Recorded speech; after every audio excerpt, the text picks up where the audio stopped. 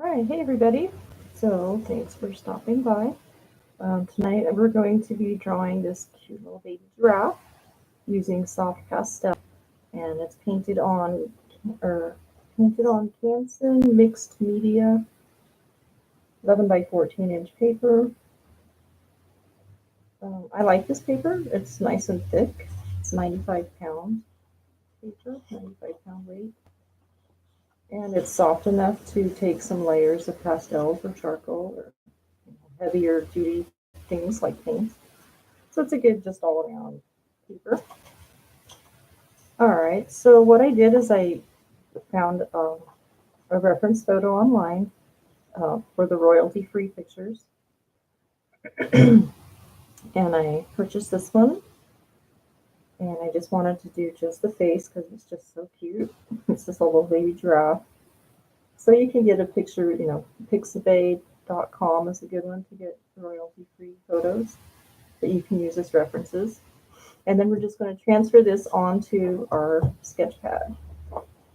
And you can use tracing paper, like a charcoal or graphite tracing paper, which I like to use. It's a little cleaner. If you don't have tracing paper and you just can't wait to get started, just take your picture, turn it over, and just lightly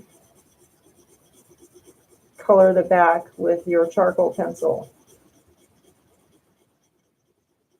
And that essentially makes, your charcoal tracing.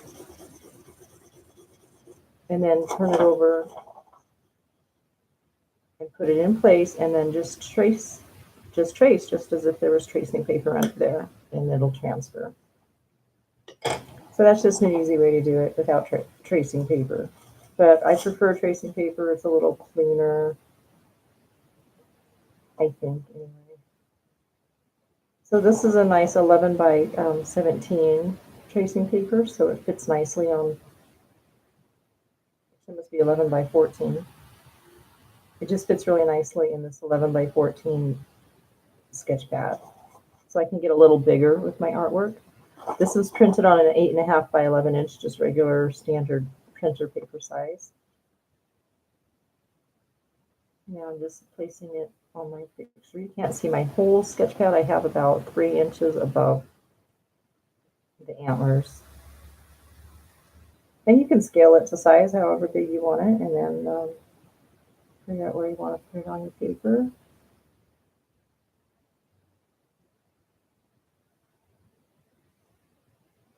And then just start tracing it. Trace it with a number 2 pencil.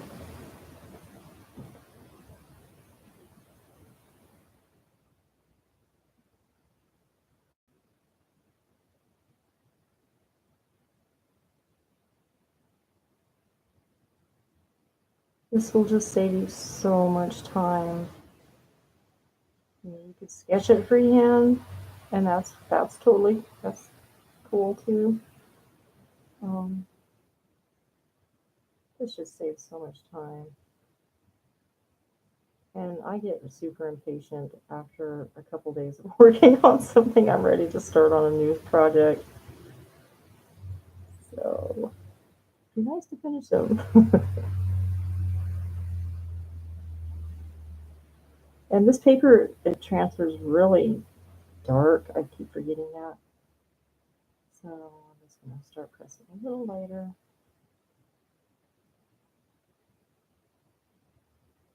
And this just gets everything into place so I don't go outside of my boundaries.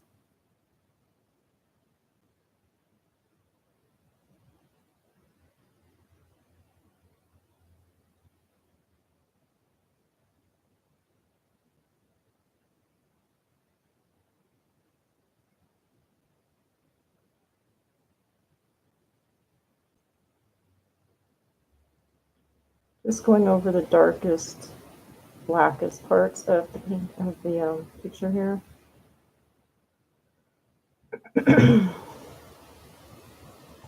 And the most important, guidelines. There's the little wrinkles above its eyes. I'll make sure I get those in there.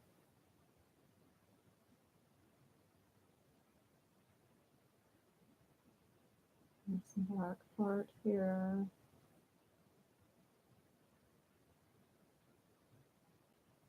And the nostrils. This is nice for getting the nostrils lined up because that can be kind of tricky freehand. It's can be even tricky with a tracing.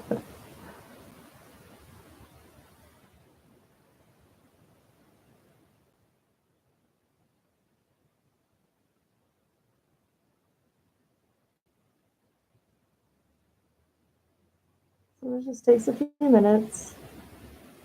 Just transfer your picture onto your paper.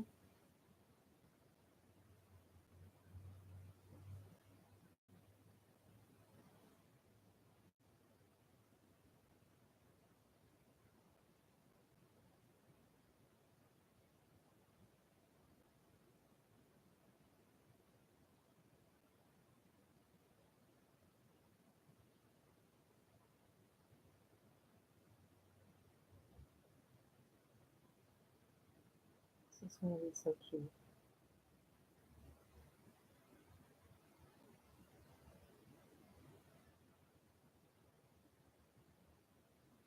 I'm working on a whole series of baby animals right now.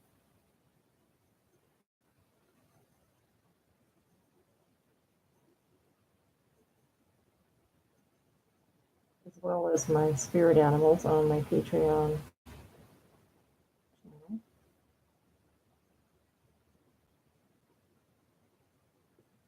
And I just now, today's October 2nd, decided I'm going to go ahead and do the Inktober challenge as well, as I don't have enough things to do. But anyway, that'll be fun. I look forward for those videos. I just want to make sure I get these cute little rolls.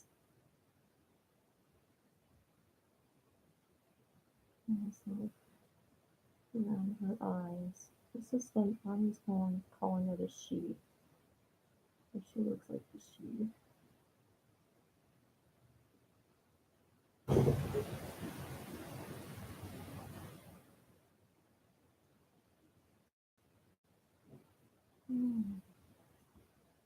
Trying to get this cute little mouth. Her little lip is kind of curled over.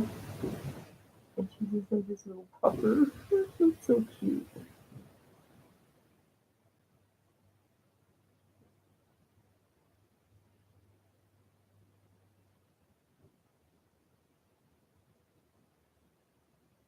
Instead of coloring in the spots, I'm just going to outline them. I know they need to be colored in. I'll just put them in their place. This is actually the first giraffe I've ever painted. Wanting to paint, I want to paint one of everything, every kind of animal and bird and insect and mythological creature.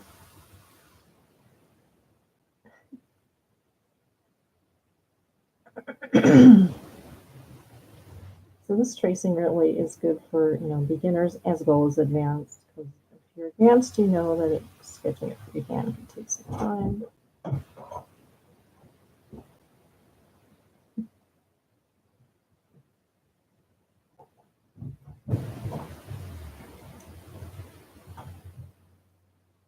So it's very important not to move your tracing after you started tracing, because then it'll be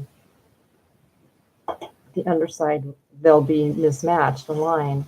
See, you want to keep it together.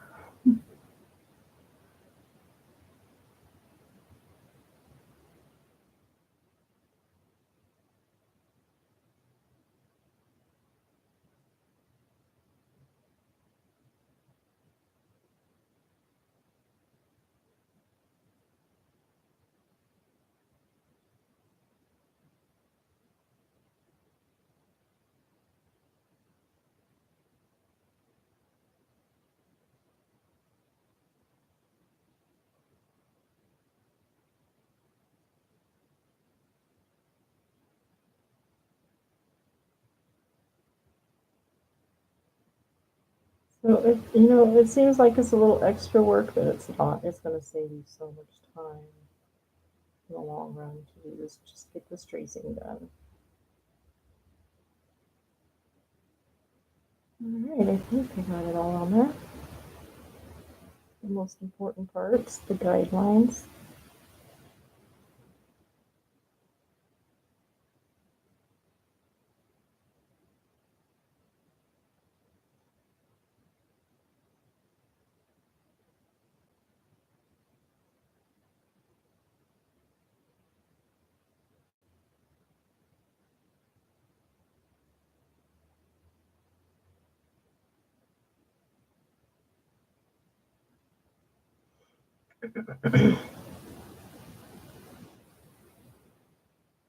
All right, I'm calling it good. So now I'll just take this off. And there we have our little transfer. Then I go and clean up around, the carbon paper leaves a little bit of stuff here and there. So I just go ahead and clean that up right now. Try and clean it up.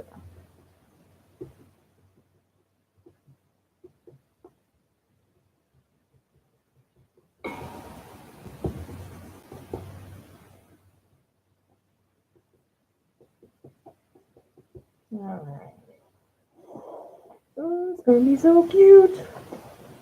All right, now I will show you some of the supplies we'll be using. Blending stumps. I love blending stumps. They are your friend. They come in different sizes, so you can get nice little fine points. They come in big sizes when you're working on big parts, Then we'll also be using a charcoal pencil.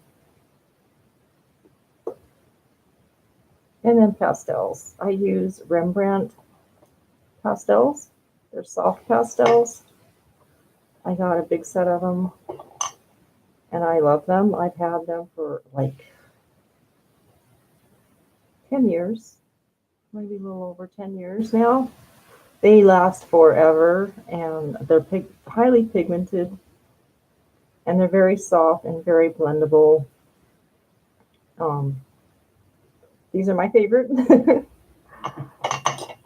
But to be honest, I haven't used a lot of other ones just because I like these ones so much. They're just highly pigmented, and they blend really well, and I like them. They're great. All right. All right, so let's get started then. So I'm just using my reference photo. I have it pulled up on my photo editing program. I'm just going to put that up where I can see it. What I love about using your computer for looking at reference photos is that you can zoom way in and really get the details of whatever it is you're painting. It's pretty cool.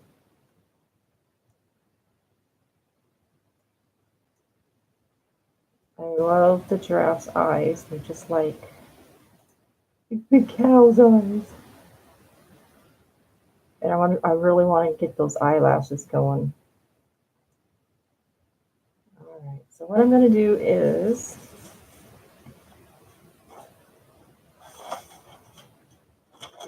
I have this piece of paper that I'm going to put on part of the picture so that I don't smudge it too much. So I can rest my hand down.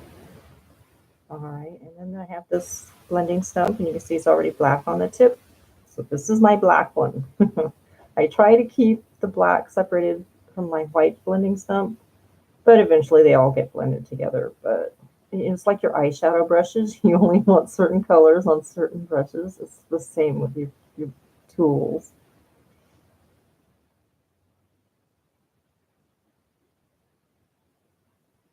All right.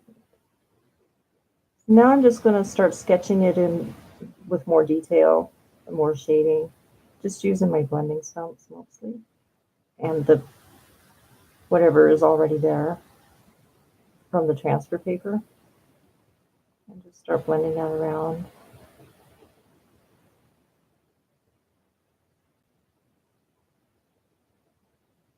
And just remember, it's going to take some time.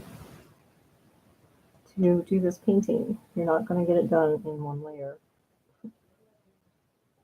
So don't try and spend too much time perfecting a part of it. Just get the basics in there.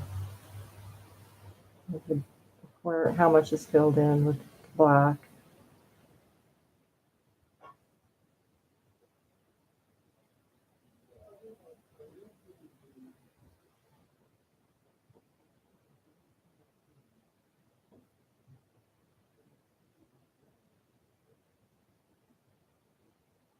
Just put the shading in there, just blending it, just sketching it in.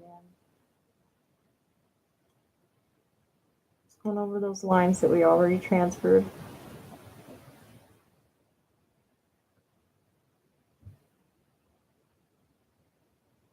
Just softening them. And just keep referring back to your picture, your reference photo, of where it needs to be darker, where there needs to be finer pointed lines or curves.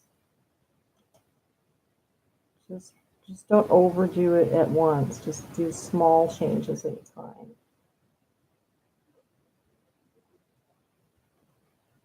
Very delicately, gently tap. We're going there.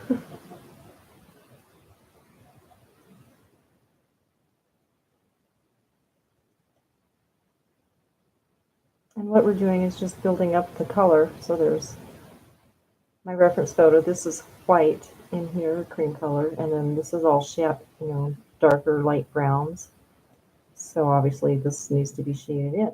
So wherever there's brown on my reference photo, I'm just going to blend it out. I haven't added any pigment. I'm just using the blending stomp to spread it around and lightly add some shading.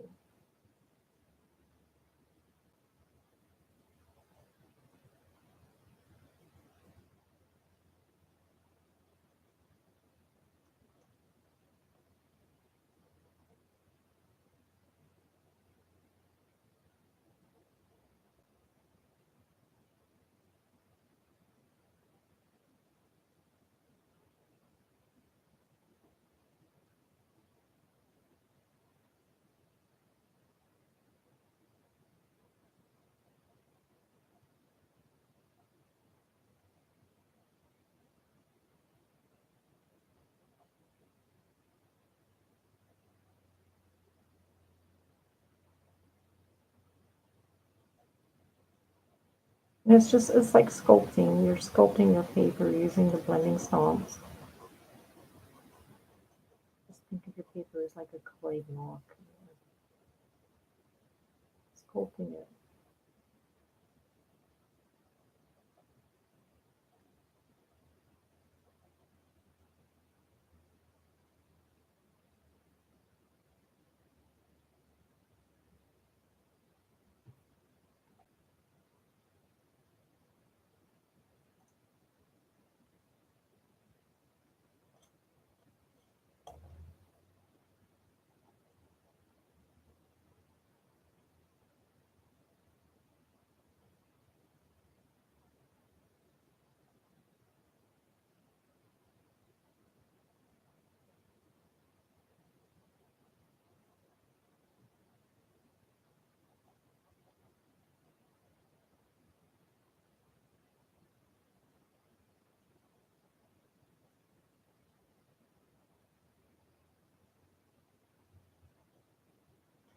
Yes, it's a little tedious. Just do what you can. If you get bored on one part of the painting, just go on to a different part of the painting. Sometimes you get bored doing the detail work and the shading, and you just want to see some massive changes at once. So let's go up and just do these antlers. The antlers are black mostly, so I'm just using my charcoal medium pencil. And the antlers are covered in hair, so I'm doing the hair-like strokes.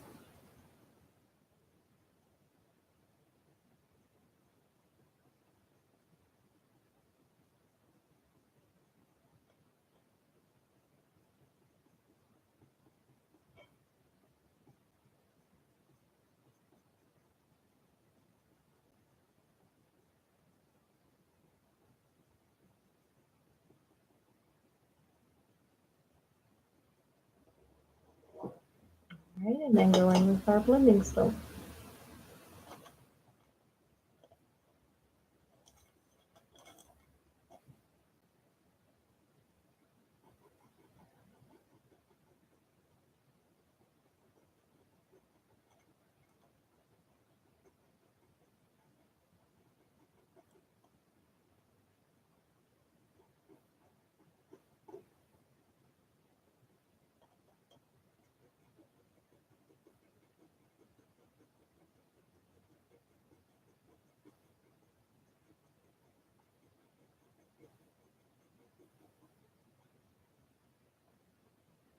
Right.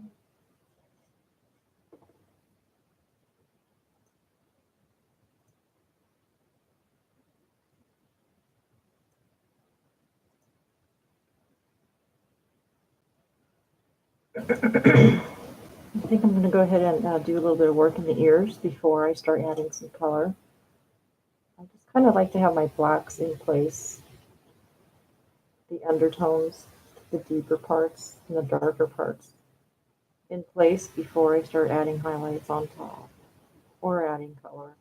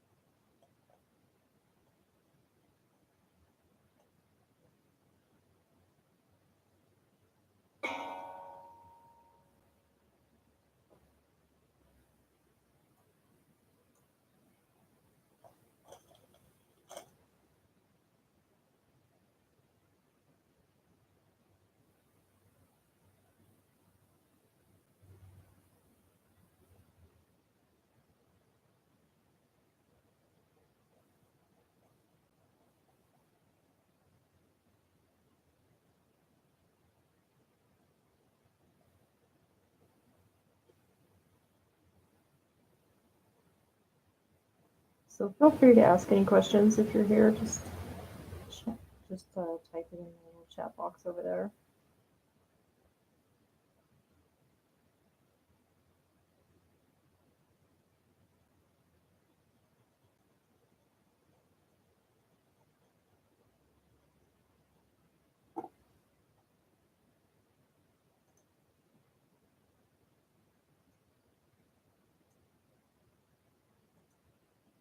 All right, so I'm trying to move this along a little faster.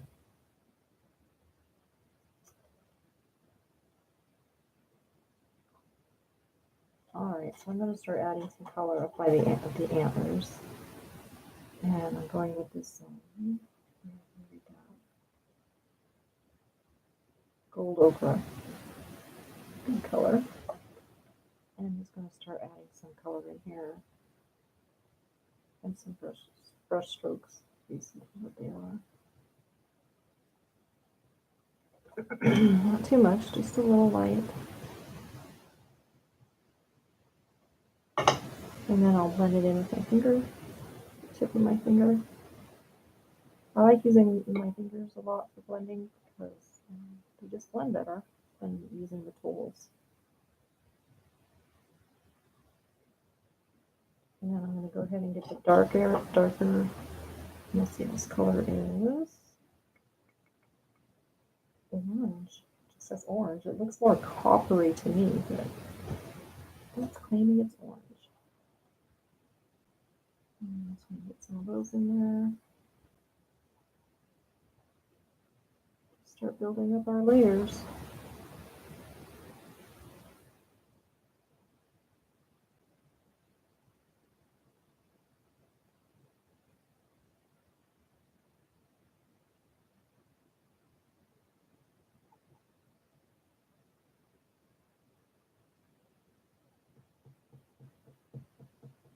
And again, I'm not getting detailed with putting this on. I'm just like laying down some color. And then I'll go in and blend it out with the blending stone.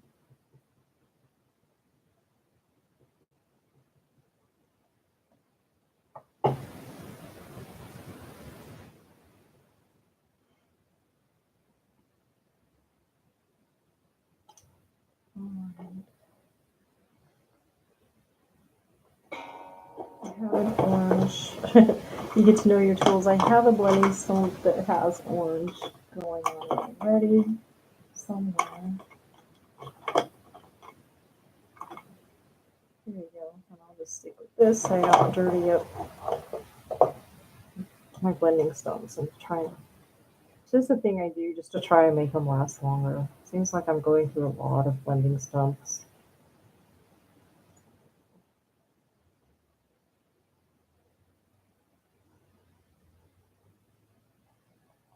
And don't worry that it's not like looking really soft yet. This is just your base layer. This is just to put the colors in and the tones. Once you get this layer done and then you start building the next layer on top, you'll really start seeing some soft blending going on. That's what we're after. And it makes a difference on what types of papers you use when you paint with pastels. This is just something I have on hand. It's a mixed media paper. I think it's fine. There are other papers that are probably better to use with pastels. The softer the paper, the better. There are pastel papers out there, and they have like a canvas texture to them. I'm not really a fan of those. I don't know. I just can't really get the details in it that I like because of the canvas texture.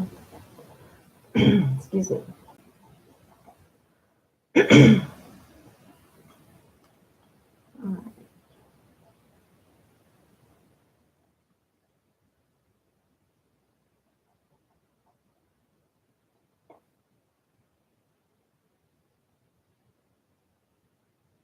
Okay, so then there's also some brown. This is a brown Prismacolor pastel from the Prismacolors that I have, and some of them get broken and pieces end up mixed in with your other sets, but whatever. So I'm just going to start filling in down here. And I like the Prismacolor pastels also. I think they work really well, and I think they're a lot less expensive than Rembrandts.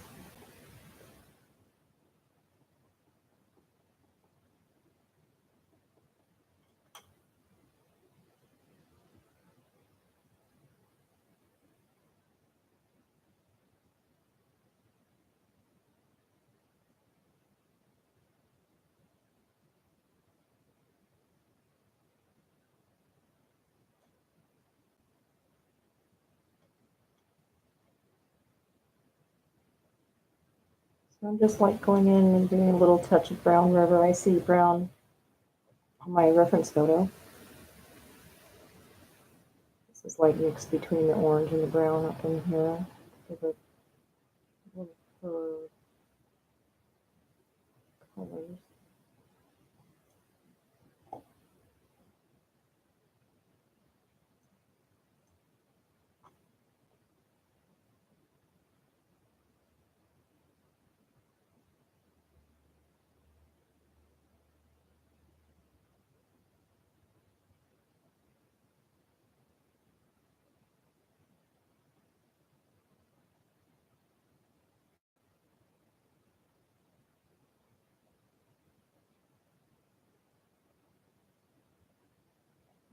And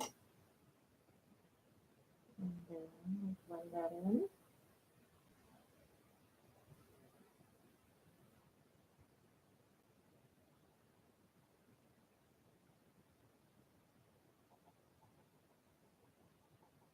Again, don't worry that it's not like, it's the second layer where you really see the cool effects of pastels. You'll start. Yeah, the first layer, I know. I was like, this isn't working. It's working.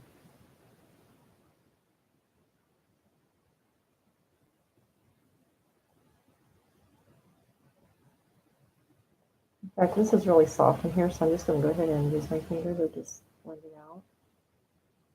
See how you get a better, smoother blending effect when you use your finger versus the stumps.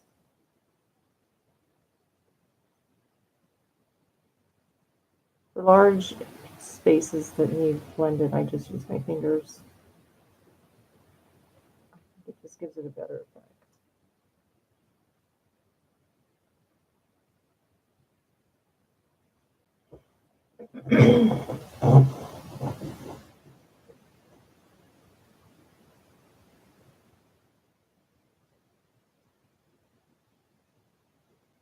I'm just going to move these out of the way. All right.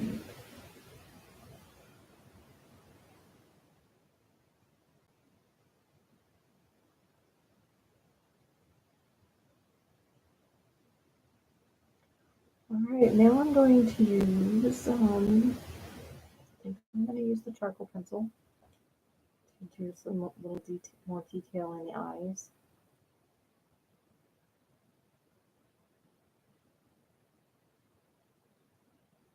And to darken it.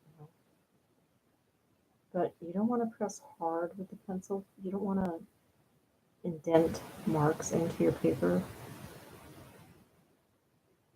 Just tightening up my lines here for the dark parts.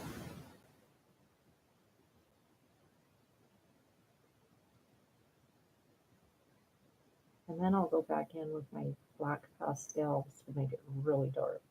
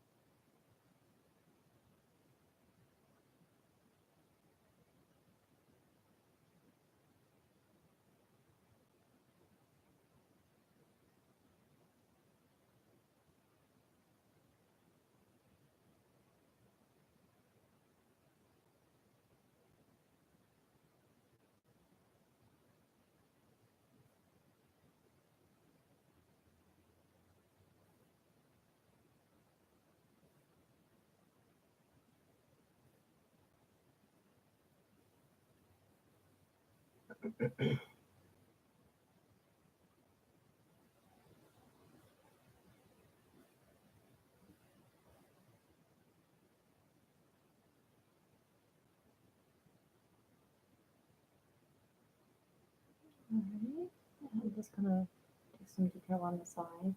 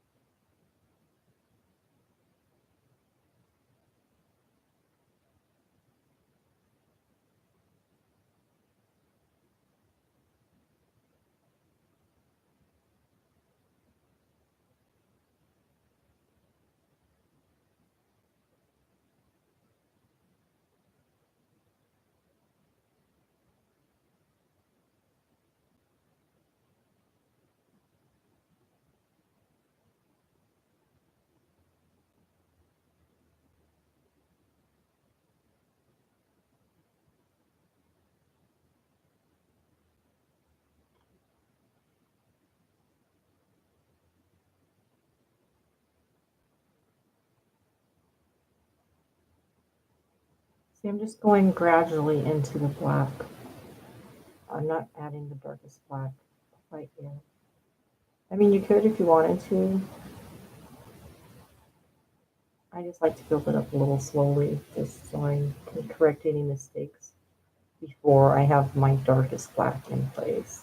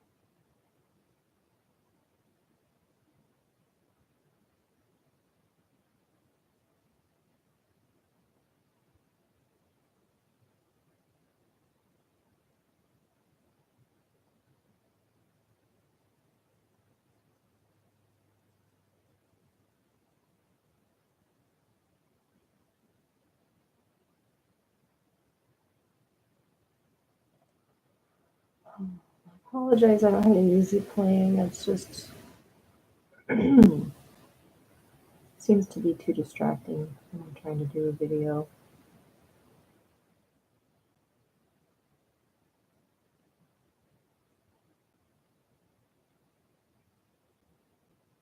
It is nice to have to fill in the dead zone.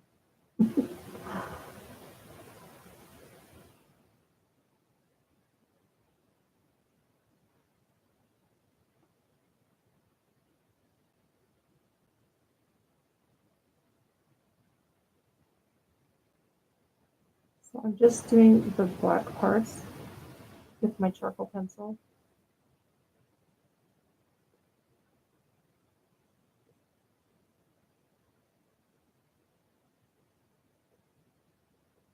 I'm not going to go stroke by stroke on the whiter parts because I can do that with my blending stump.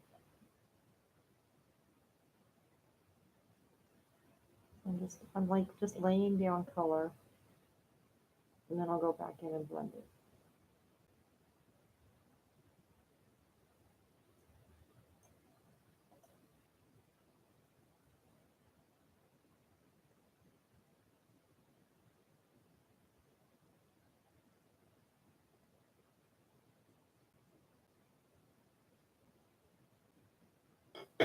Alright, now we're going to do some blending.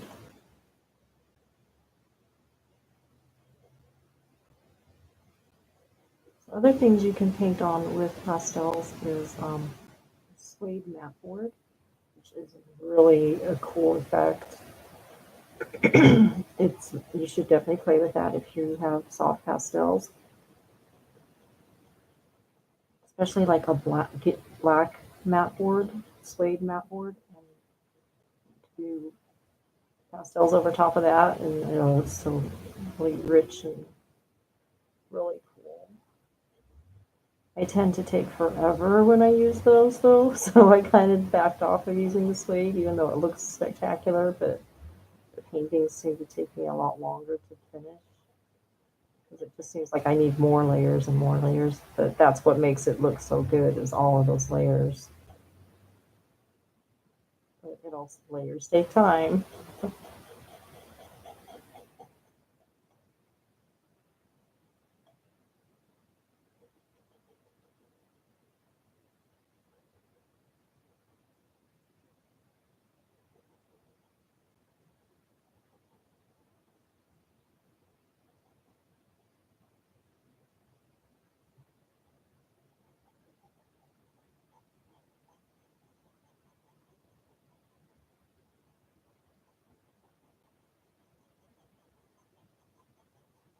So I'm going to be doing it every Tuesday. I'm going to be doing Tuesday tutorials or Tutorial Tuesdays. Maybe we'll do the Tuesday tutorials. Um, so every Tuesday night we'll be doing a live video and I'll be teaching you something else to draw. And it's just fun to hang out with me. I can answer any questions, give you tips on things I've learned.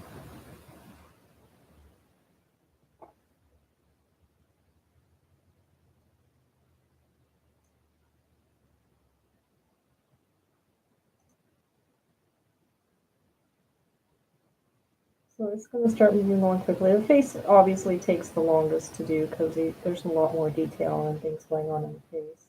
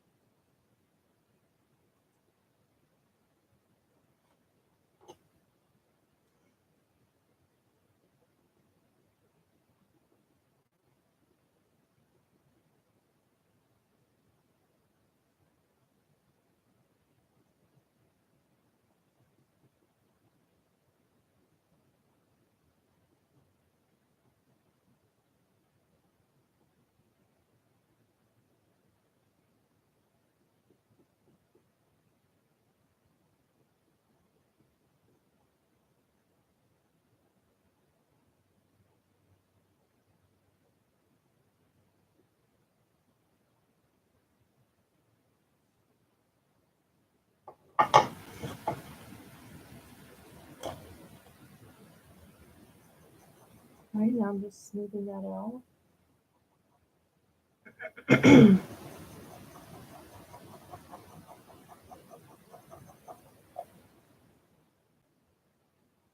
So like the texture on the tip of his nose is like all of these little dots or little holes.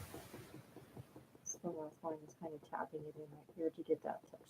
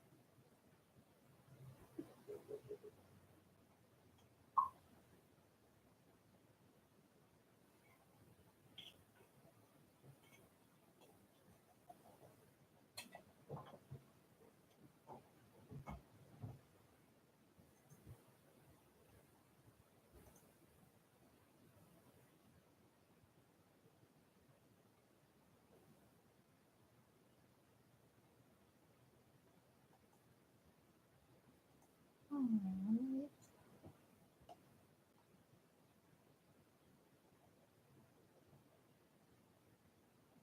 I really wish it wasn't such an issue to listen to music when you make a YouTube video. I understand the argument for it, but it is really boring to paint with no music.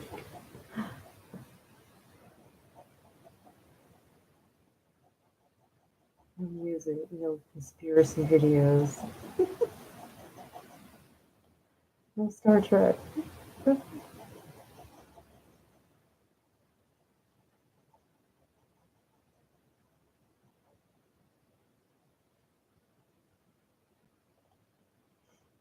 And it's good to just kind of carry around the color because your blending stump's going to pick up colors and just kind of spread it around. And that's how you kind of unify your painting, make it coherent, is by spreading around the same colors throughout the whole painting.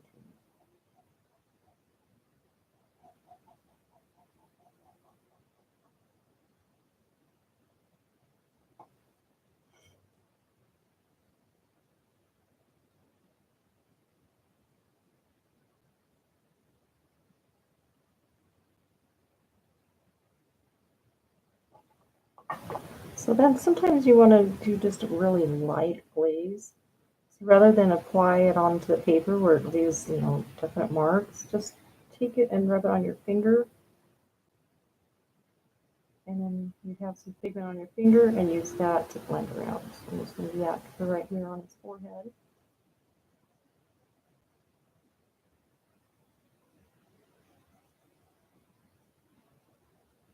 And that's a good way to just glaze parts using pastels.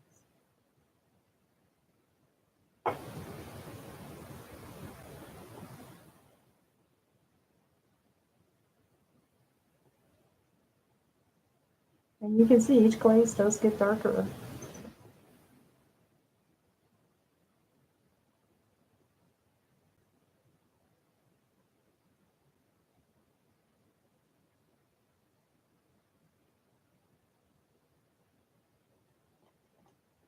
I'm going to do the same thing with the brown. Just do a little glaze right here. And then here.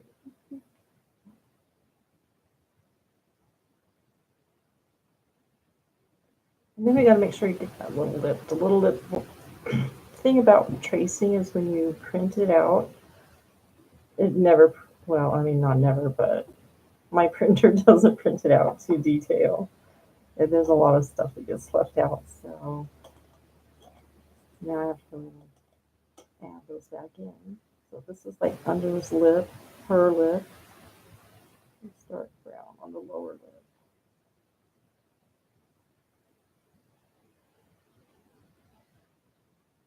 And I'm not showing for the detail, I'm just laying down some color. And it just takes practice to know how much and where to put color. And now I'm going in and see, I already have this line in here from the tracing, so I'm just kind of blending up to that line.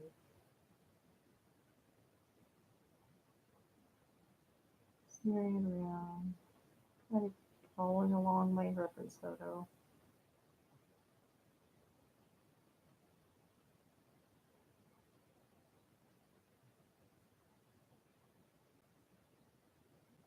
And then again, you have pigment on your blending stomp, so I'm just going to use that for some of these little rolls.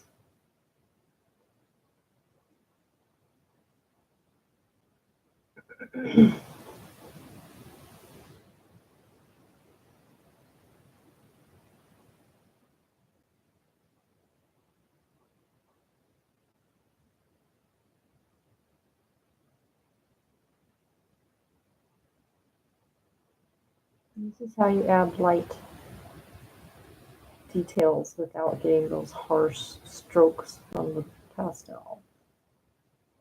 Just use the blending stomp.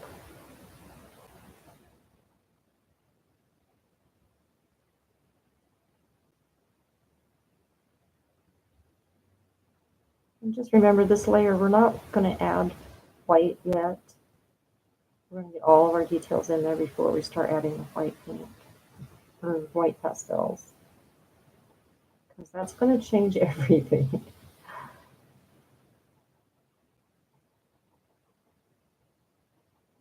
And I kind of want to show you what it looks like before you start adding the white and the difference that the white makes with the picture.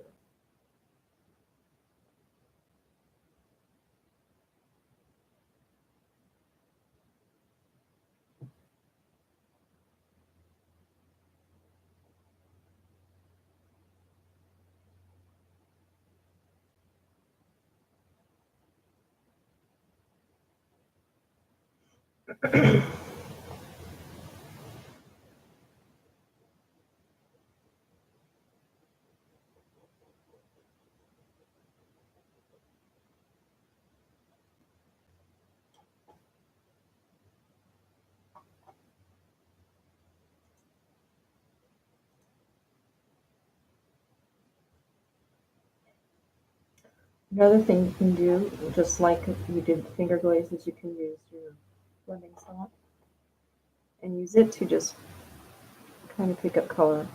It's like you would a paintbrush and paint. Get the tip of it coated.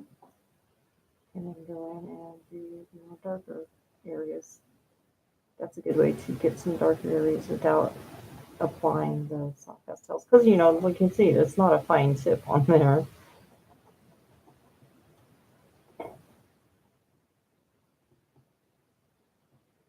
So another thing I think that happens when you're using the blending stomps and you're moving the fur around in the direction that it goes, you're actually creating little channels in the paper, and that makes the subsequent layers go on more to where you want them to be. The first layer is a little sloppy looking because we just don't have everything to do. It's just not finished. It takes time. All right, so I'm going to go ahead and start filling in all of these spots with the orange. Again, I'm not trying to get too detailed. I'm just filling in color, and then I'll go in and smooth it around with the blending stump.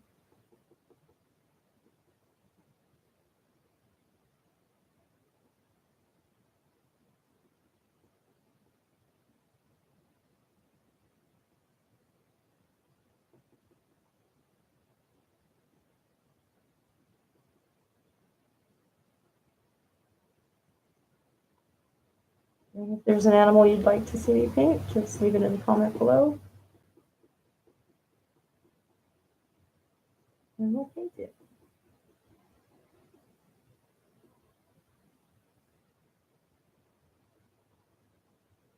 I'm hoping to capture that really shaggy, thick fur, dense fur quality that the giraffe has.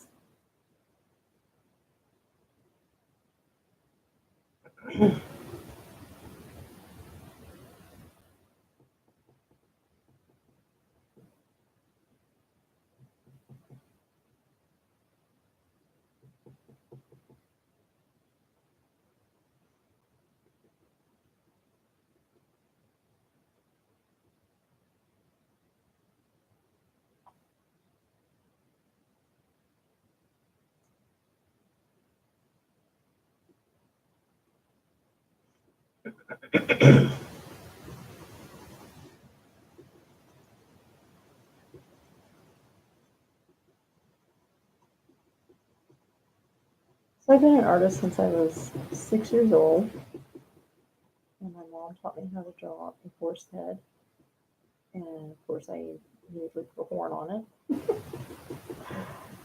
and that's when I learned to draw.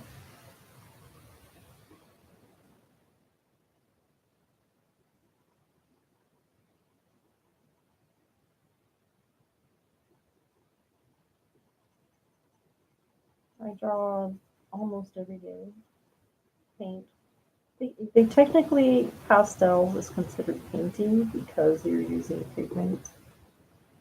A lot of people call it drawing because it's a dry pigment. I don't know why they are. I just heard it can be considered both. I call it painting because it is just like painting. I mean, you still have to use color. You know your colors and how they interact with each other, and brush strokes and all that stuff. And I painted with acrylics, and they're okay. They're very tedious to me. They seem to be. I'm just not happy with them until I have 500 layers on there. So pastels I can work with more quickly, and I just like the way they blend, and I like the way my paintings look better when I use pastels. So I'm just kind of sticking with the pastels now.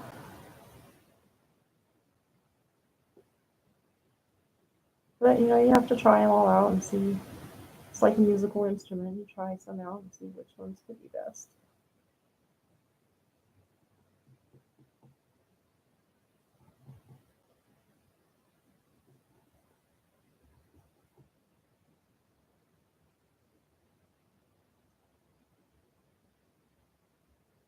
All right, now I'm going to go in and fill these in.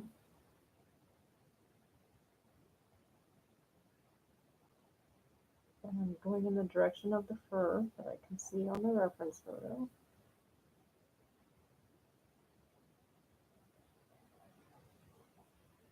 Giving it that fur-like texture.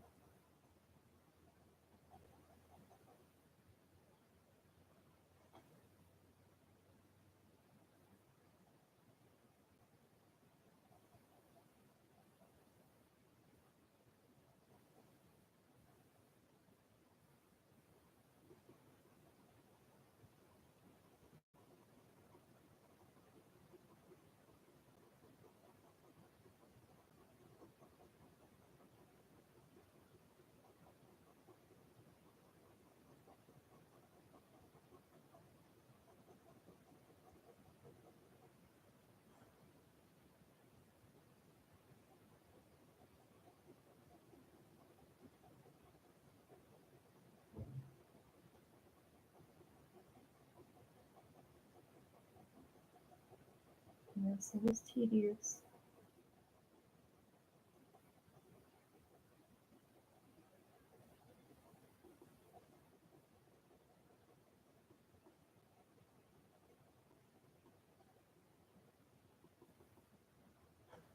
Just blowing away the excess pastels and paper.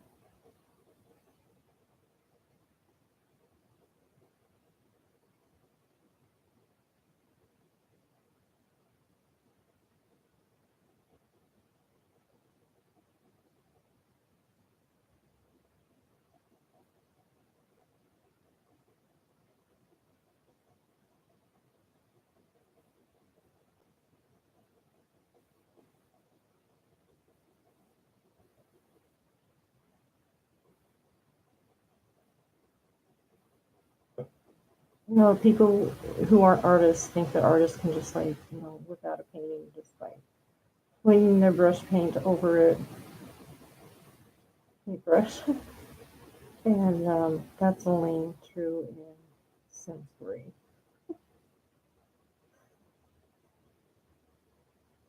Paintings take a long time.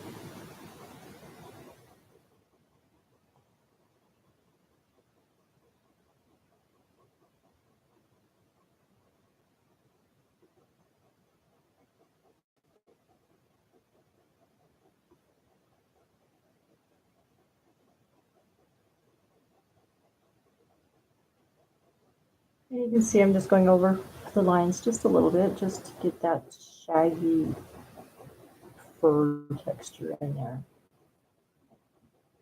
And then I'll go back in with the other contrasting color in between the spots. And then it'll blend in together really nice.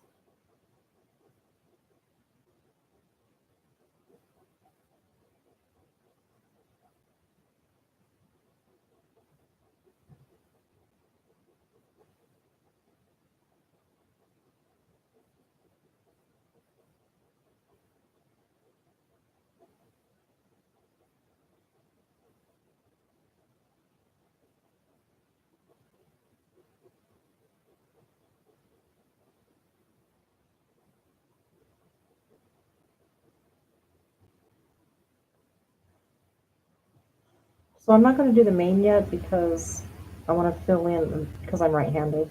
So I don't want to be, smudging it.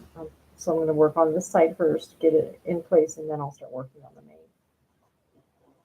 mane. And again, there's a lot of pigment on here now, so I want to take advantage of that and come back up here to the nose. Let's get some more of that soft texture in there without any harsh lines.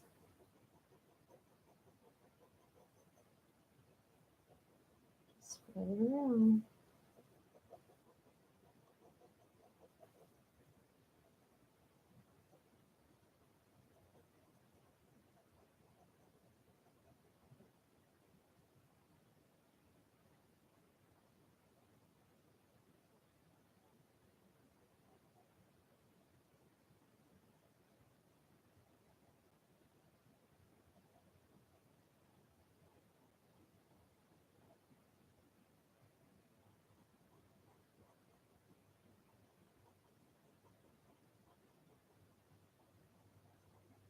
All right. Now I'm just going to go in with the other color. This is burnt umber. And I'm going to use this to fill in between these spots. And I'm just going to give it, kind of shaggy texture as I'm applying it.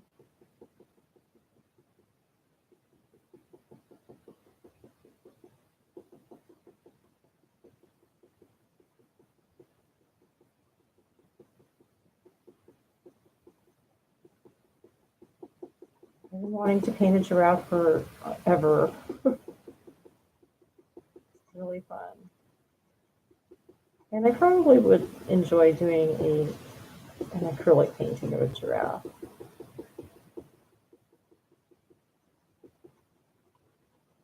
I think acrylics would work really well to capture them.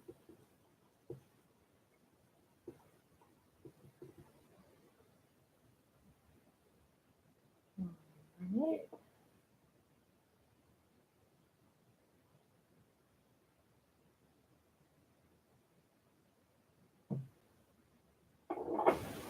I'm going to go in with my blending stomp again. I'm going to use a different one. This one has the red orange on here, which I don't really want to combine with, and this one has like black on this end. I don't want to use that either. So this one has a tiny bit of black on there, but I think it'll be okay. You can also kind of clean the blending stomps on your kneadable eraser. So now I'm just going to go ahead and blend this out, this color.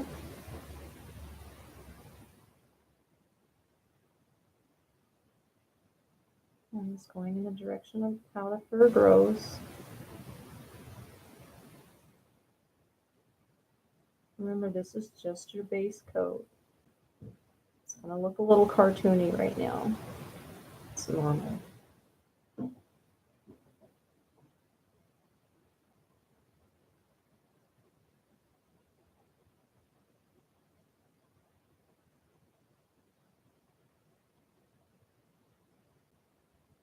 Pastels are a lot of fun, but they require a lot of patience. But they're my favorite medium to use for painting anything. They're perfect for portraits, for animals, landscapes.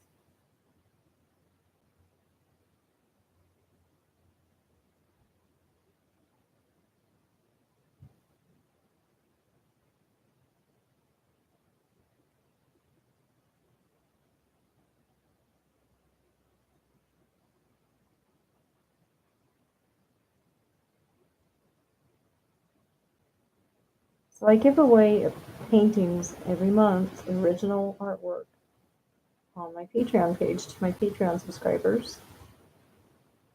This would be an example of an original pastel painting that I give away for one of the giveaways.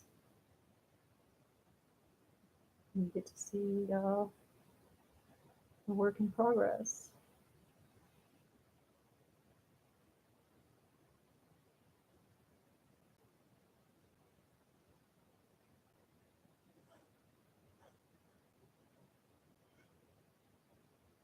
All right, I'm just going to continue to carry this color on a little bit up here. And over here.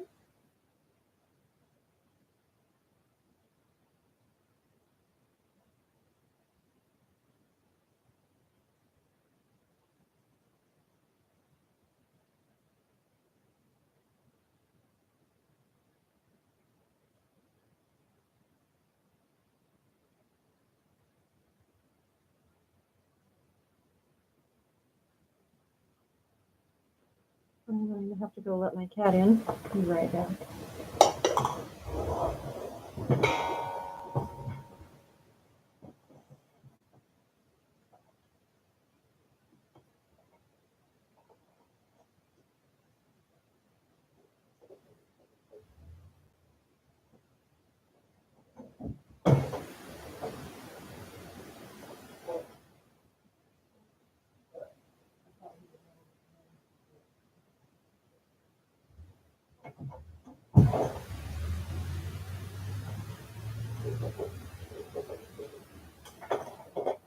Alright, apparently that was a stray cat meowing outside the door.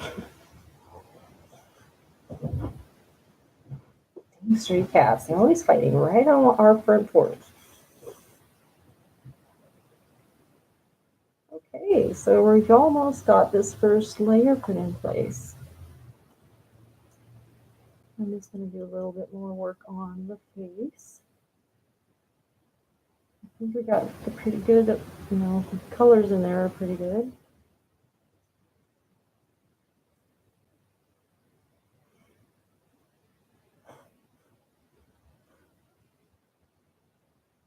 Okay, so now I think I'm just going to go ahead and go in with my black pastel. You can see I use this one a lot as well. You just can't get darker blacks than with this black pastels. So, you can see this was charcoal. This was a charcoal pencil. I'll even darken it.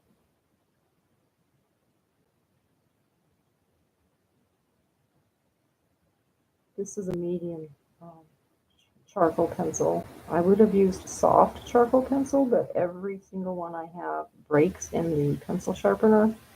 I've bought 3 different pencil sharpeners. It doesn't seem to matter. So I don't ever get to use the soft pencils. So you can see the charcoal pencil. That's about as black as it gets. I mean, I could keep doing layers and layers and layers, but I'm just going to use my pastel. And this will see how much darker that is already. That's what you're looking for.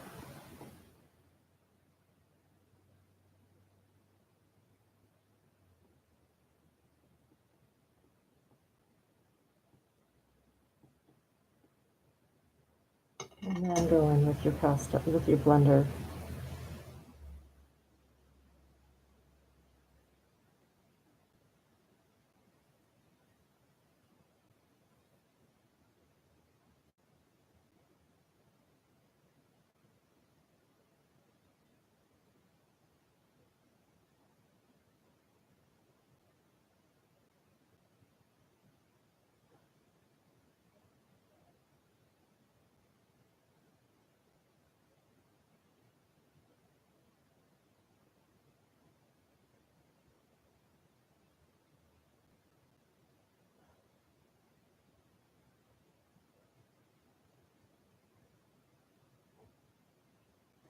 And then the highlights up there are, they're not white highlights, and it's not, straight black. You have the highlights, but it's more like a purple color.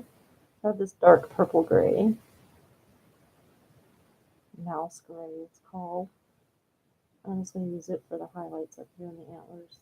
Just a little touch of purple, without being obviously purple.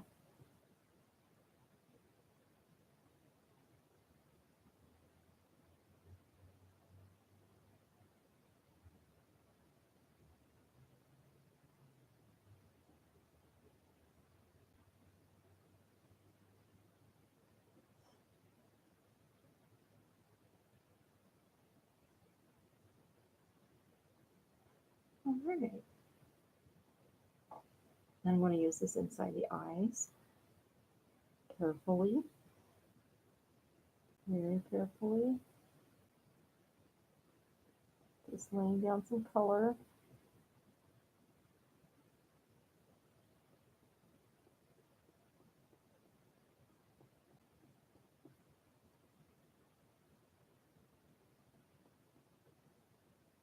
All right, that's good enough. And now I'm going to spread it around.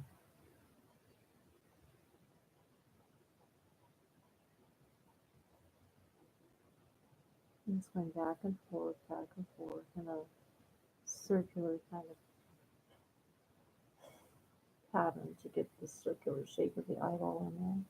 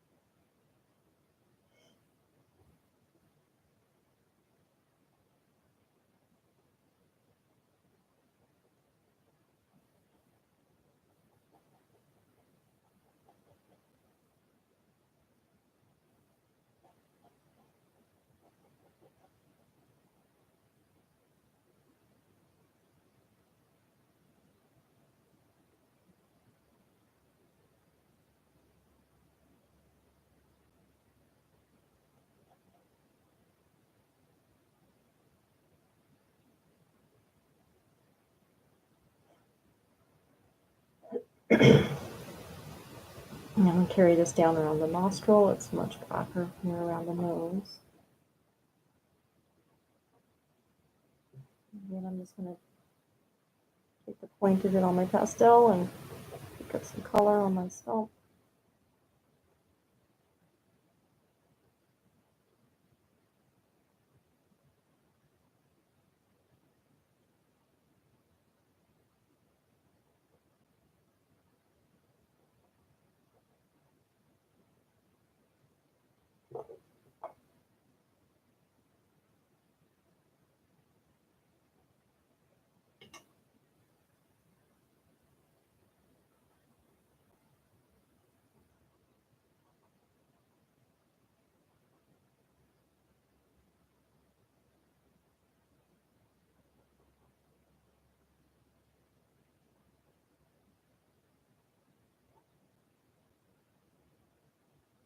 Now where there's like darker undertones, I'm just kind of going in and just doing a little glaze of black, just what's on my blending stop. I'm not going to add black to these areas because it's just a real slight undertone of black in here.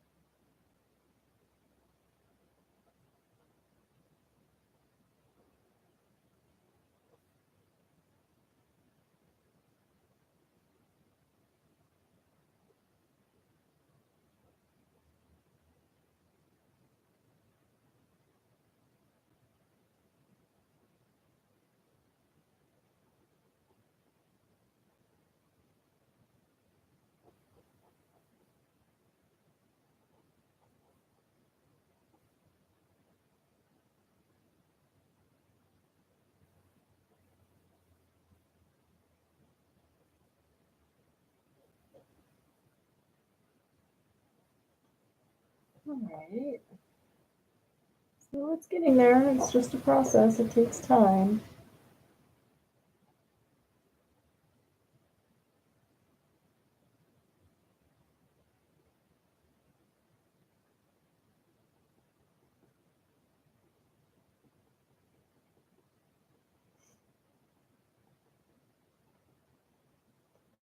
Just adding up, laying in some color right there. And then I'll spread it around with the blending style.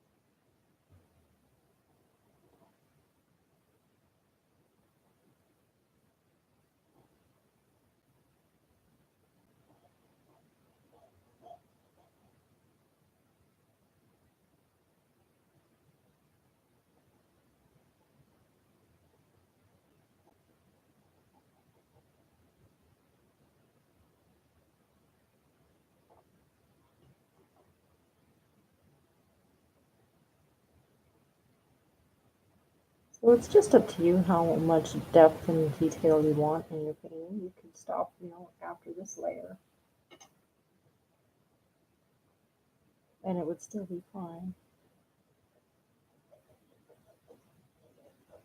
So the thing about Fixative is it's not a top coat. It's not meant to put a protective layer over top of your pastels. It's a fixative. And it does have protective qualities in it for your art, but it's not meant to be a top coat. I never use it on the top layer in the finished product, but I do use it during the process between the layers. And I'll show you what I mean as we go along. It allows you to build your layers up even more than you could without it.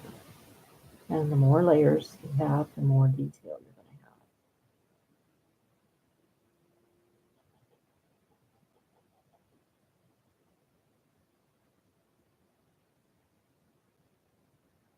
and the more intensity in colors you'll have.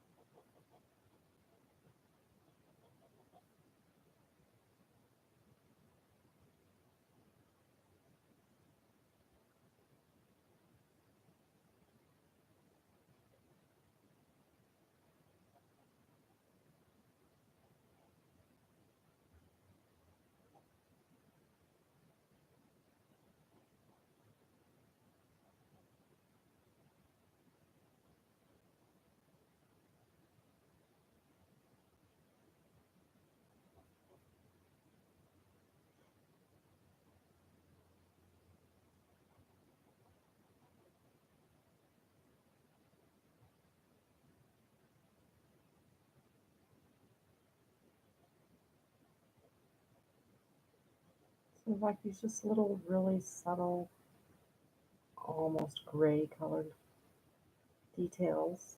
And I'm just using the blending stump to put those in. The very soft lines.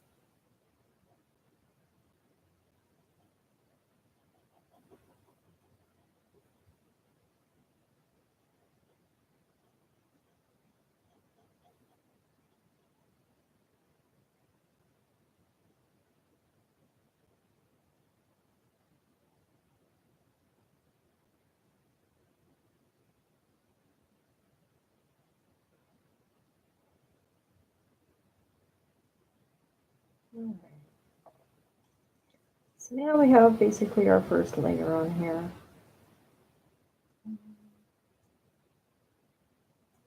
I guess I'll go ahead and start adding in the main. So I'm just going to take the orange, the darker color, and start doing some brush strokes. So the thing with the giraffe, it looks like the brush strokes are mostly at the tips for the dark color. Or the main strokes, the hair strokes. Anyway, it doesn't really matter. Just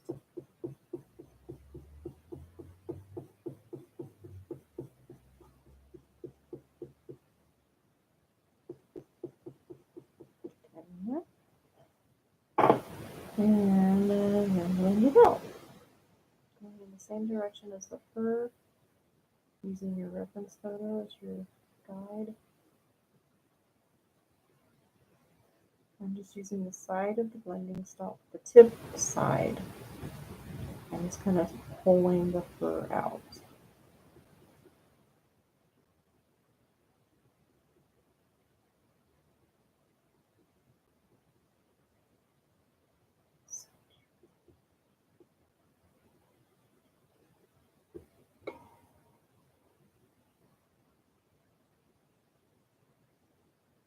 And then I'll use this other color, this is the ochre, the burnt umber, and go in and do the same thing, kind of closer to the neckline, not so much in the tips. Just get some color in there. I'm just going to use my finger to blend that part in.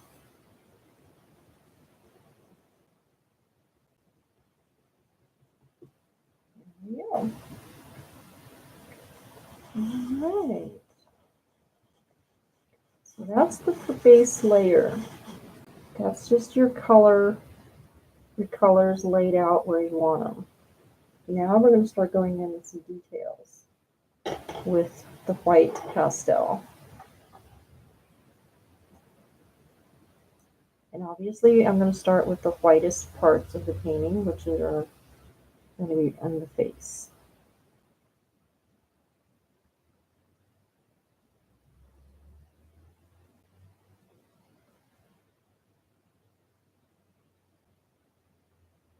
And by adding the white pastel, it's going to bring another element, a blending element, into the painting.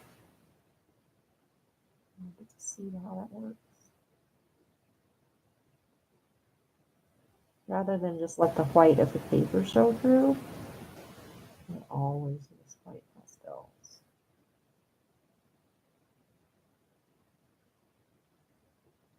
This gives it a more refined, finished look.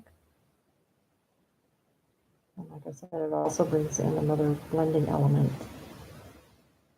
It's going to make your fur strokes much more defined and soft. Just laying down the white where I want white to be, not worrying about the details yet.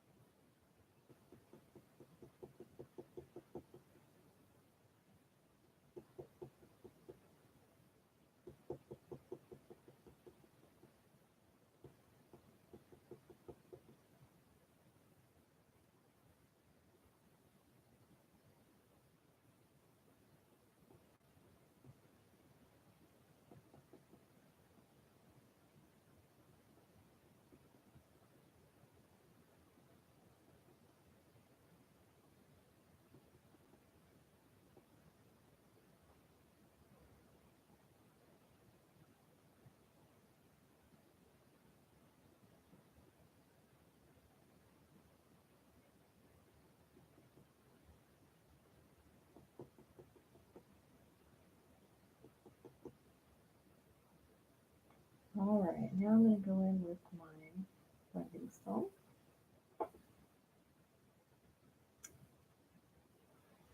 And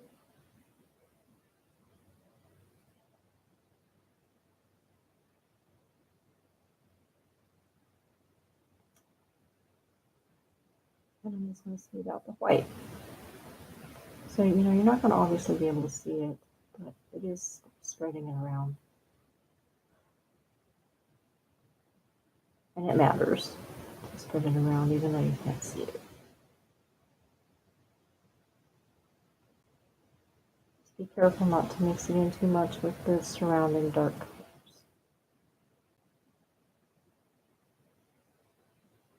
I'll start with the whitest white parts first, mainly because I don't want to pick up color on my blending stomp that'll mix in with my whitest parts. So I do the whitest parts first.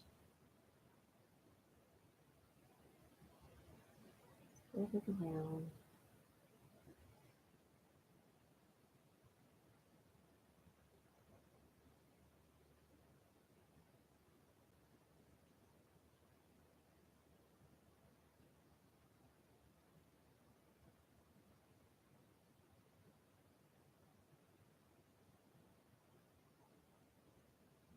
And each subsequent layer is going to get softer and softer and softer and richer and deeper in color. So just don't try and rush it. Just take your time.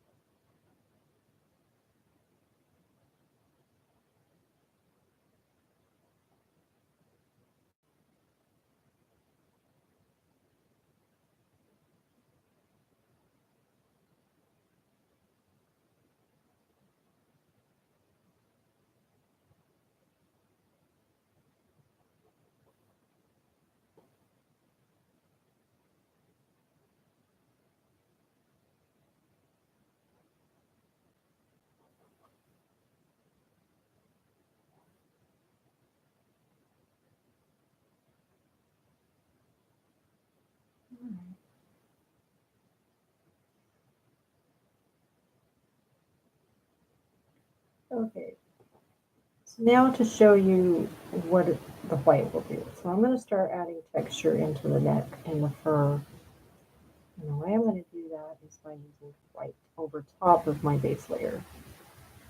So I'm just going to go in and just not cover the whole thing, but just do these little white brush strokes, fur strokes.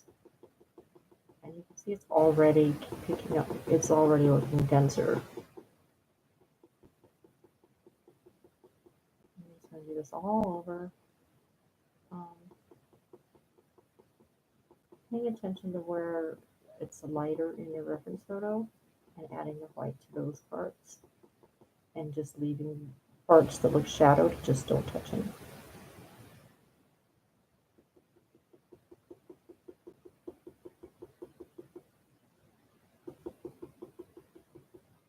And I'm not going into the dark spots, I'm just doing the lighter color right now.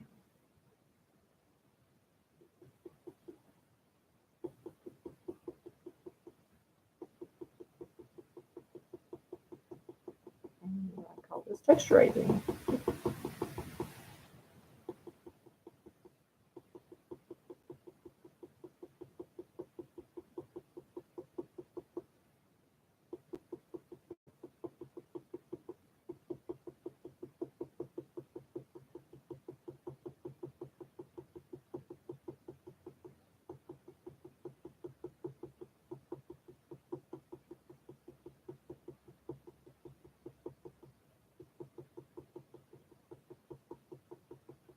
I'm just doing these little short, sharp strokes.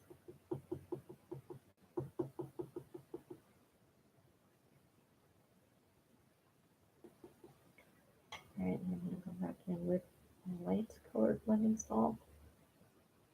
Just spreading around and keep going with that same stroke texture.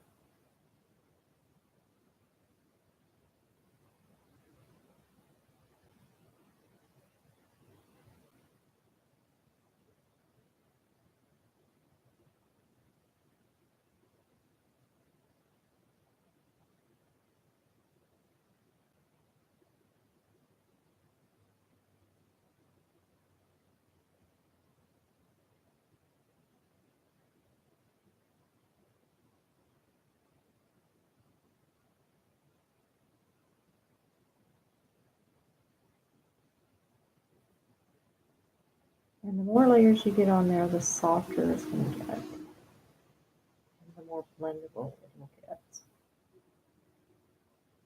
It's just a process. We just keep adding layers, adding layers, adding layers. Lots and lots of layers.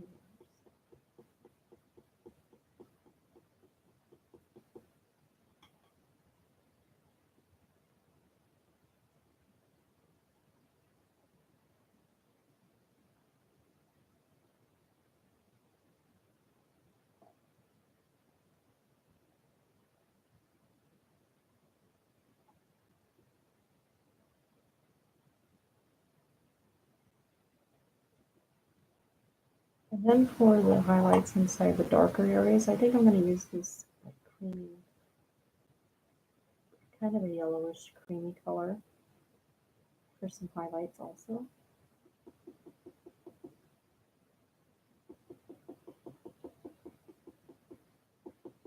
To add more texture.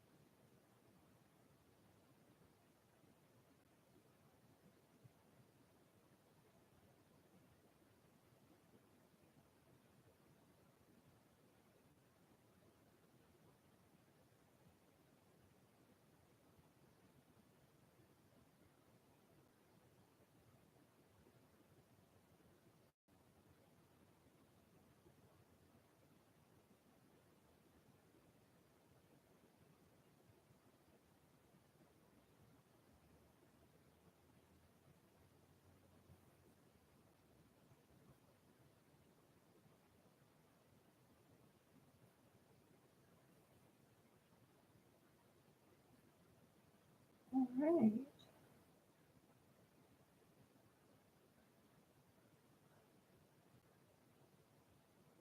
So it's good to occasionally just go in and do some cleanup around the edges from where your hand is sat on the paper, so it doesn't become permanent. So I'm going to do that right now. I'm just going to take my kneadable eraser and just kind of clean up around the edges.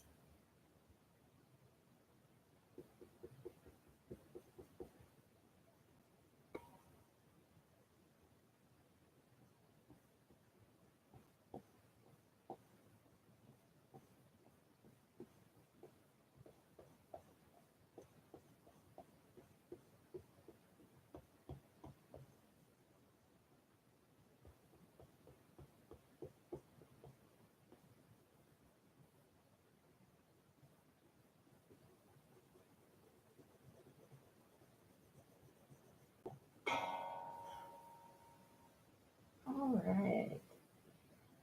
So it's getting there. I think we'll go until 8 o'clock tonight, and then we'll call it done. Alright, so now I'm just going to keep adding layers.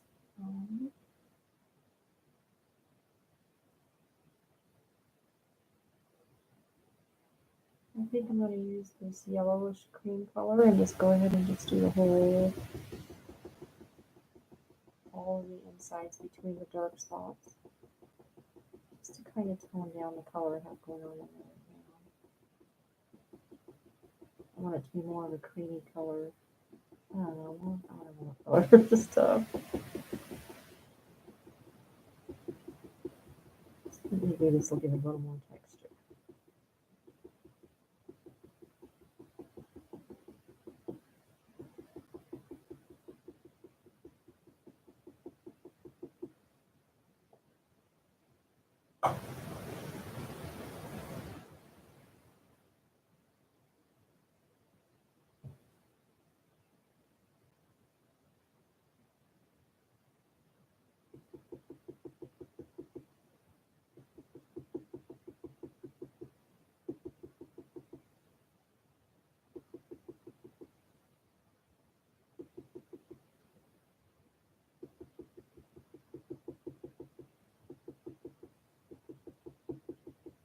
The nice thing about the Prismacolors is that they're rectangular, they're squared edges. So that's really nice when you want to get some fine detail strokes in there. And so that's something to think about when you're picking out pastels.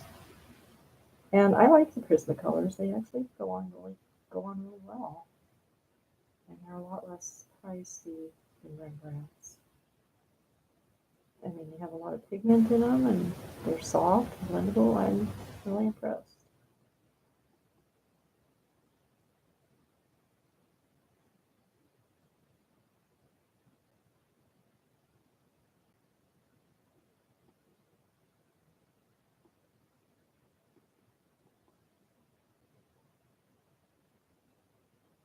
So I just went in with some brown, and I'm going to use the blending stump with the black tip on it to just spread that out.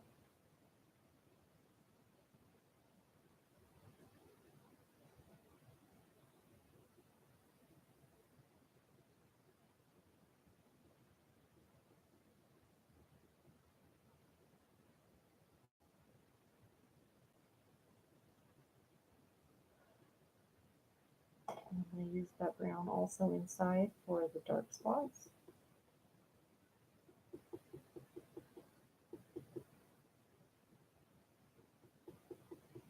Give these the brush strokes and the shadowing.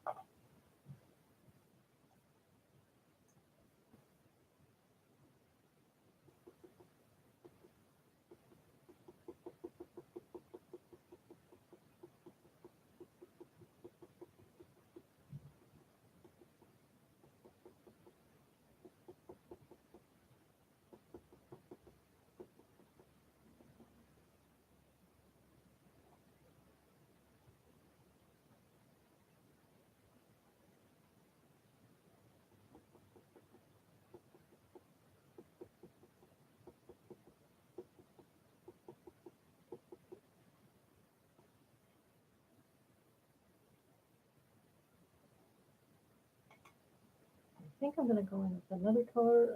I want some more red, red tones in there.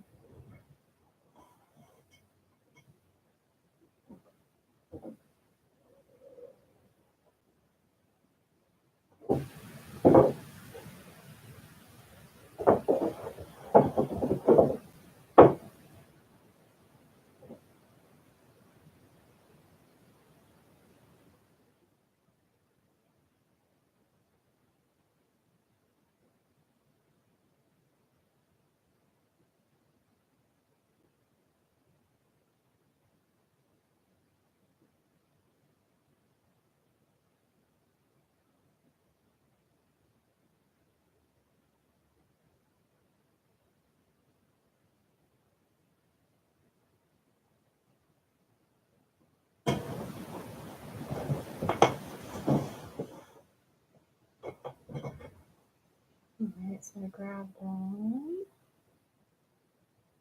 Burnt umber. That's strange. I could have swore it said this one was burnt umber. Gold ochre. Burnt umber.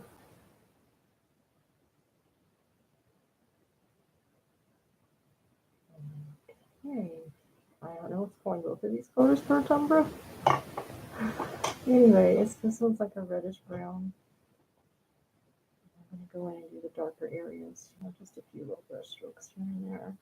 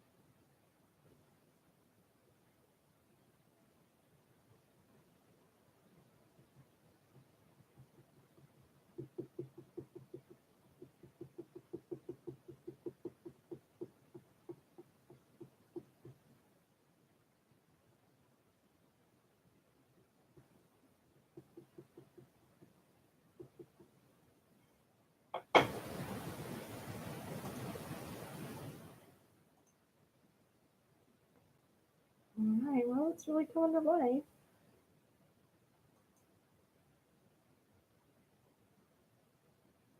This takes time. I'm just going to go back in with my dark orange part. And just smooth out these lines.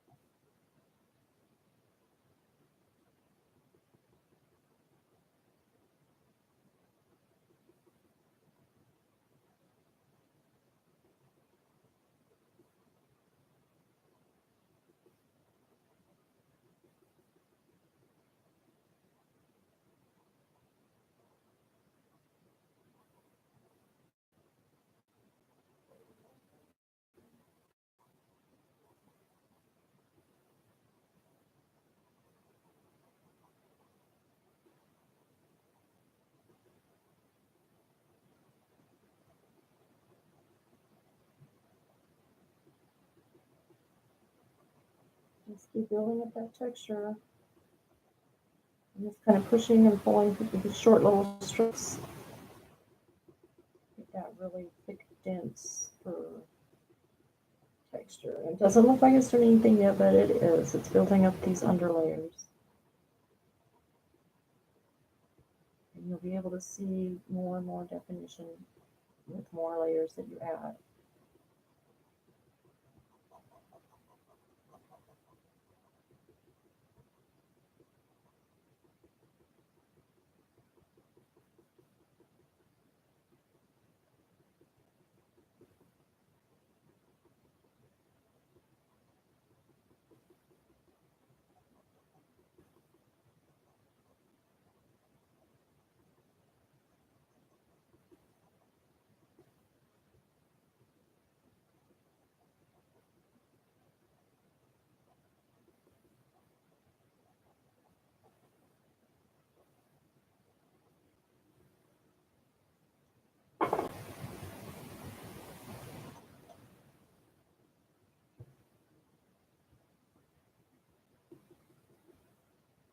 See how it's starting to look smoother.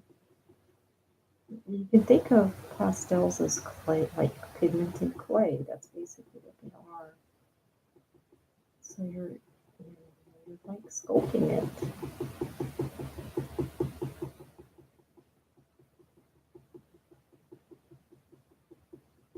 And I sculpt as well, so I know what I'm talking about. It's the same technique.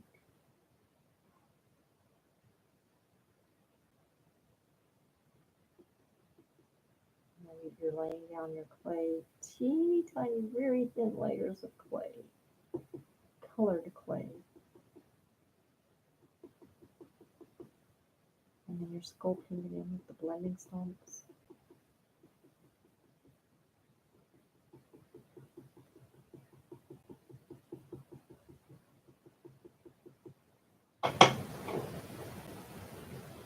It takes many, many layers.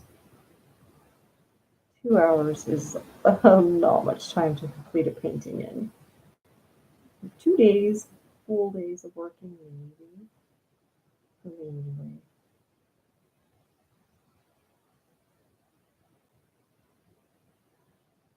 Probably 3.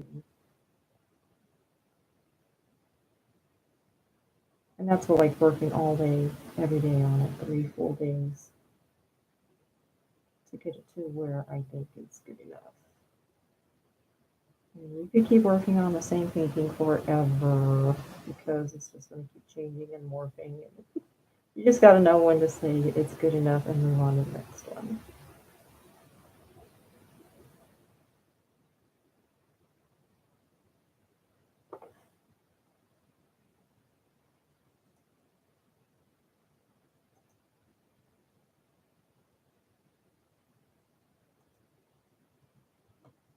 Sorry, I'm typing here. I have to reach across my workspace to get to my laptop to type. Yeah, I'm not talking very loud.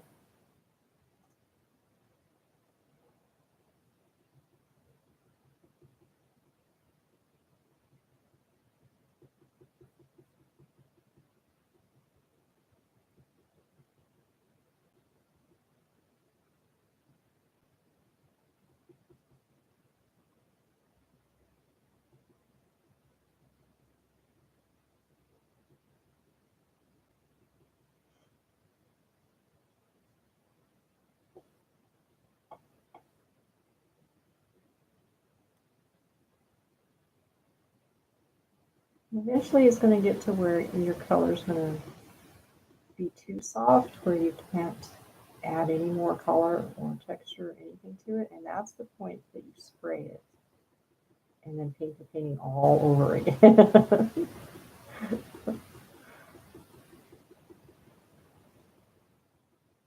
It'll be worth it in the end.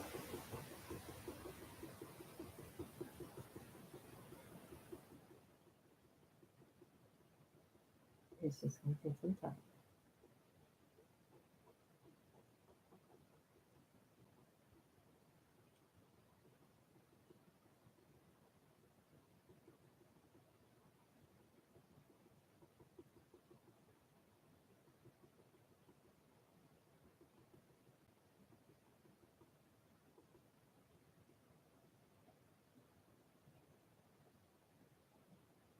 Just building up those layers, getting the pigment into the paper, pushing it into the paper over and over and over until it becomes one with the paper.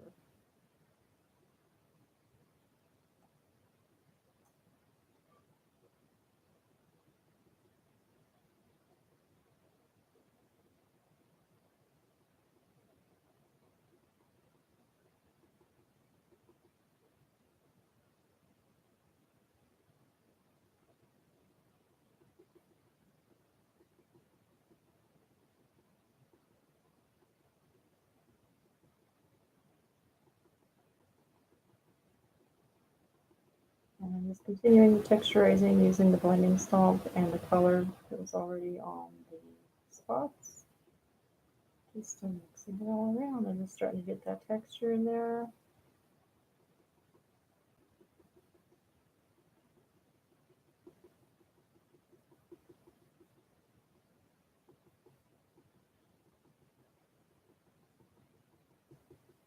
Very subtle light layers.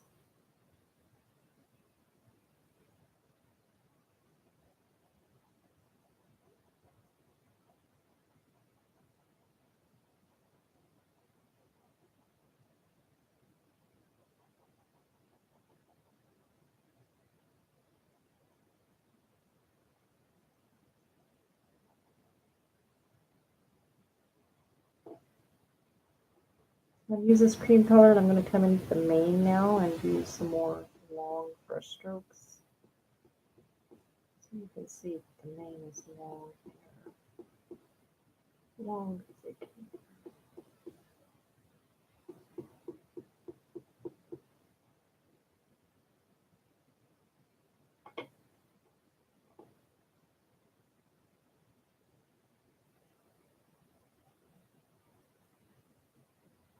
Now it's starting to get parts of the mane are starting to get to that point where it's like, yeah, that's getting blendable. I'm going to use the white now to just start from the neckline and pull out the hair strokes from the neckline. Using the white.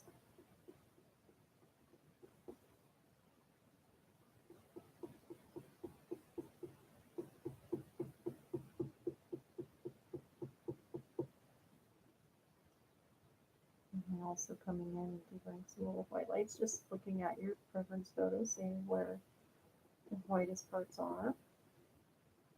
This one seems to be right along the neck.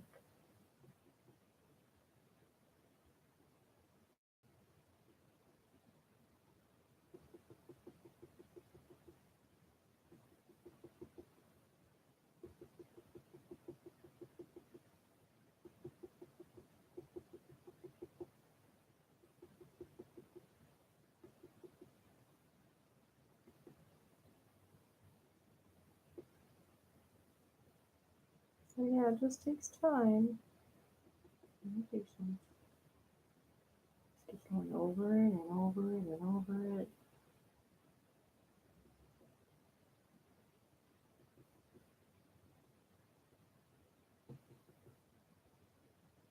Alright, I want to get the eyes a little more defined before we end tonight.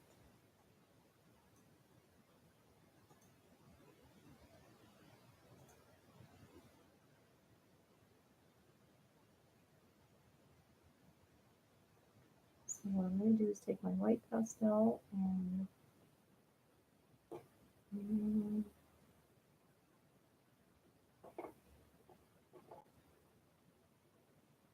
this little pointed and just get some white paint on there, white pastels on there, right at the point. And then go and do the very subtle highlights around the eye. Doesn't have to be super white.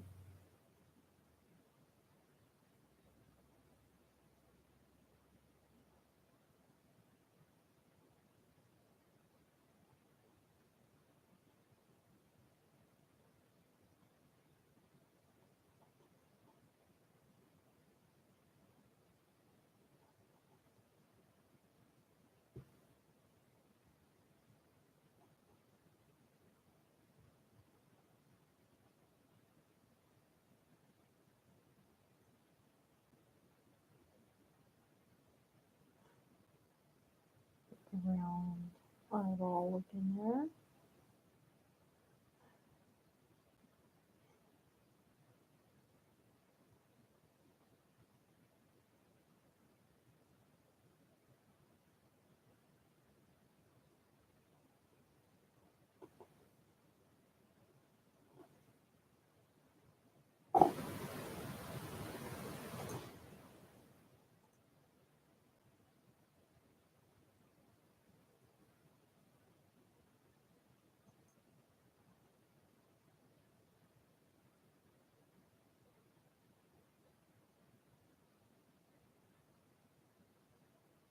It just takes practice to know where to put your highlights in the eyes. It just takes practice to learn how to see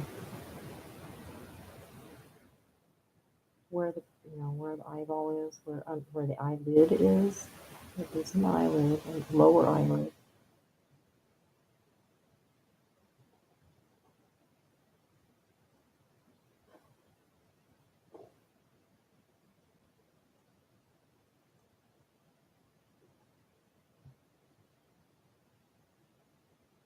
So when you spray it with the fixative, it will protect. It's called fixative, workable fixative, because you can work.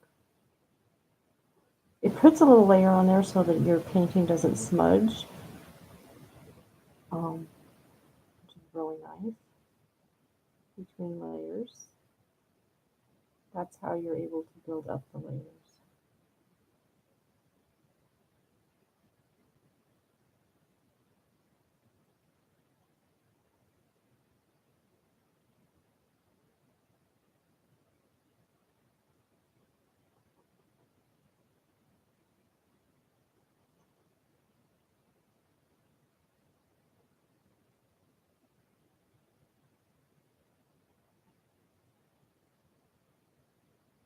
And when you spray over your first layer, the second layer, whites are going to be so much more intense.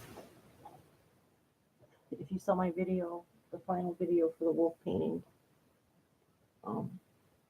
after I sprayed it, you can see how intense the white is.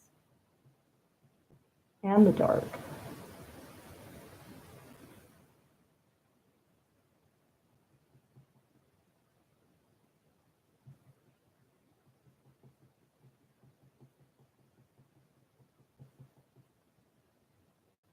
You can think of this, the white as a blending medium. Put it in over the whitest parts, or where you want to lighten things or have some detail or softness. Just put the white in there and blend with it.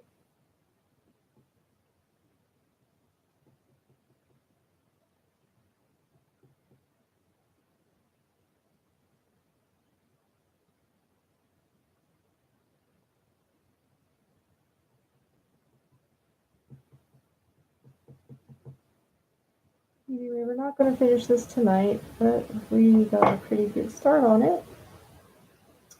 And I will let you guys know. Just make sure you subscribe to be notified when we will be working on this draft again.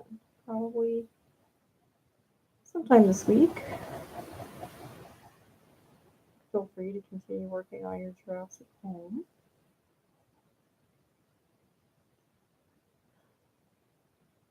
Alright, so just make sure you subscribe, like, and share. Thanks for watching.